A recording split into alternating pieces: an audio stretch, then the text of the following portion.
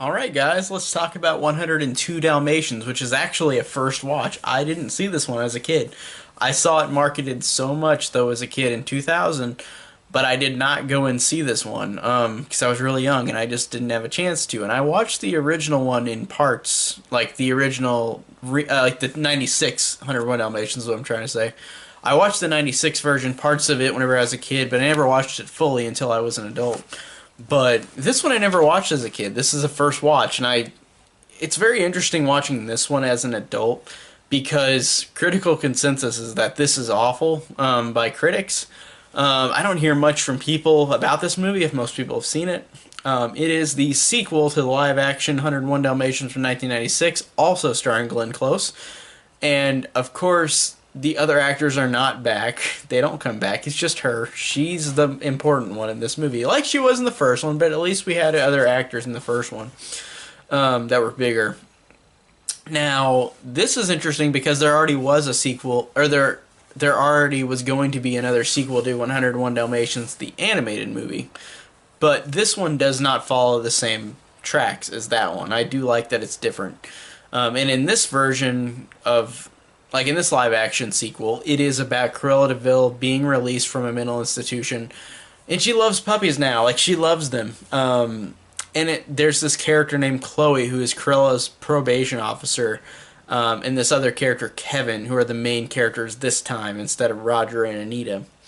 And Chloe, I kept looking at this Chloe character, and like she looks so much like Daryl Hannah. It was distracting. I thought it was Daryl Hannah the whole movie, but it wasn't.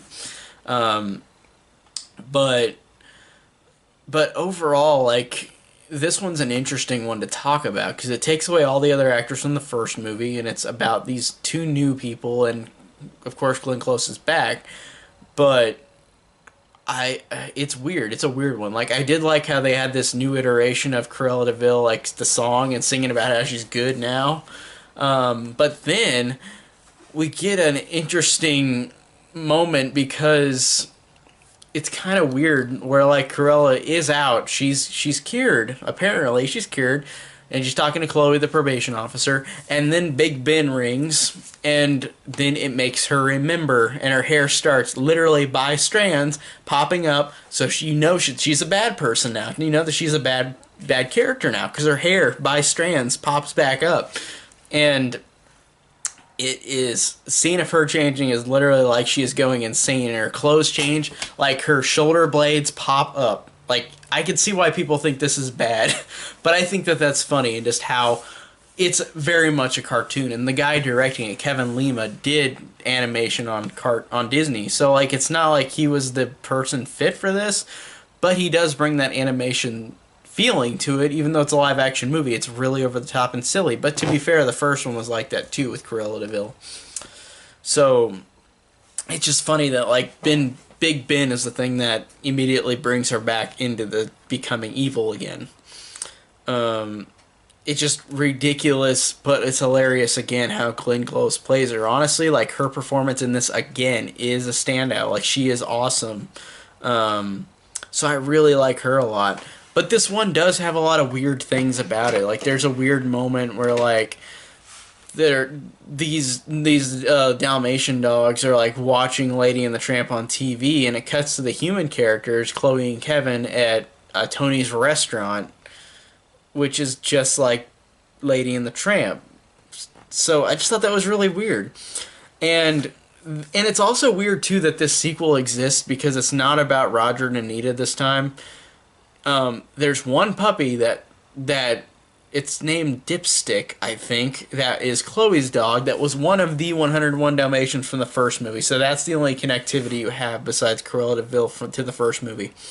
And Cruella de Vil in this one, when she goes bad again, she steals 102 puppies this time, but they're not from Roger and Anita. She doesn't just go back to that farm where they are now. She steals all the like 102 Dalmatians in the London area. I just thought that was weird that they really tried to get those characters out of it, and I don't know if that's because the actors didn't want to come back, or if it's just a lower budget and Cruella de Vil was the star. But it's just weird that they do that plot point of like, oh, we're going to get 102 puppies now that are in London, as opposed to just going to that one area where all the puppies are. Unless, like, they all got sold, like Dipstick, that one character from, that one Dalmatian from the last movie that Chloe owns now. But, but there's some really, really outrageous moments in this movie where, again, I can see why people hate this movie because it's so dumb. But it's fun, dumb. I thought it was enjoyable. There's a scene where they're at Cruella's big mansion, and like Cruella's like they have dinner ready, all these people, and then everybody's like, "Ooh, dinner! I'm so excited!" And then they lift up the plate, and it's literally all food for the dogs. And then Cruella just goes, "Ha ha ha!" and just laughs out loud. It's just so random, and it's like all the humans are like, "What?" Like, "Oh, okay, it's not food for us." Like it's so weird. And the ending act of the movie isn't awful, but it's just like it's really weird. It's like this. It's like the one character, Oddball, who is a Dalmatian who doesn't have spots, which doesn't logically exist in real life, but they just took off the spots for her, and she grew spots at the end of the movie.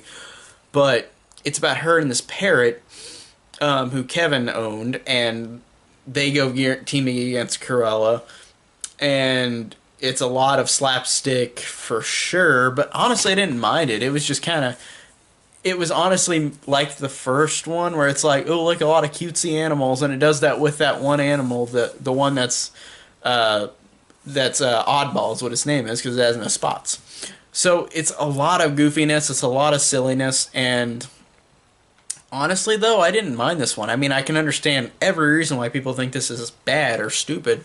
It definitely is a stupid movie. It's very over-the-top cartoon movie, but and even more so because it's more about Cruella this time. But I still love Glenn Close's performance. I still thought that these characters were serviceable, the other ones. It's a lot of cute Dalmatians, but there's not a big thing wrong with that. It's just not super interesting. But it's totally fine for me. Like, it's in terms of entertainment value, it's fine. Even as an adult watching this for the first time, I thought it was fine. So overall, I didn't mind this one. So tell me down below what you think of 102 Dalmatians, and thank you guys so much for watching.